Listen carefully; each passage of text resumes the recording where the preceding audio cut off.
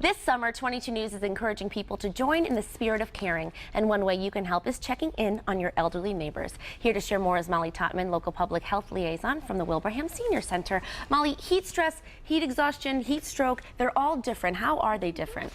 So first off, I should say that the elderly population is a high-risk population for heat-related illness. For several reasons. Their bodies aren't able to adjust as quickly as young people to sudden changes in temperature. They're more likely to have chronic diseases and be on prescription meds, which change their body's ability to regulate temperature. So the two main heat-related illnesses are heat exhaustion and heat stroke, which you mentioned. So heat exhaustion is a milder form of a heat-related illness. And this happens after several days of exposure to intense heat and an imbalanced regulation of fluids. You're dehydrated. And some of the symptoms of heat exhaustion include you're sweating, you're dizzy, you're going to have cool, clammy skin, and a fast but not strong pulse.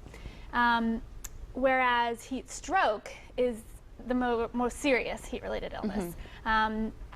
This can cause death or even permanent disability if it's not treated or if you don't get medical treatment. What are some of the symptoms of heat stroke? So heat stroke, you're not sweating, that's a big one. Your skin is going to be dry and hot. You're going to have a rapid, strong pulse, and you may be unconscious. Yeah. And so that's why it really is, specifically the elderly population, so important to check on them because they are at high risk, like you said. Yes. Now, if you do see someone that is suffering from heat exhaustion or even heat stroke, what can you do? Well, you definitely want to call for help first. If you're outside, you want to get them into shade, out of the sun, and you want to cool them however you can. So that could be if you have access to a bath or a shower, get them in cool water. You could spray them with a cool garden hose, fan them vigorously. If it's not too humid, like wet towels or something like that.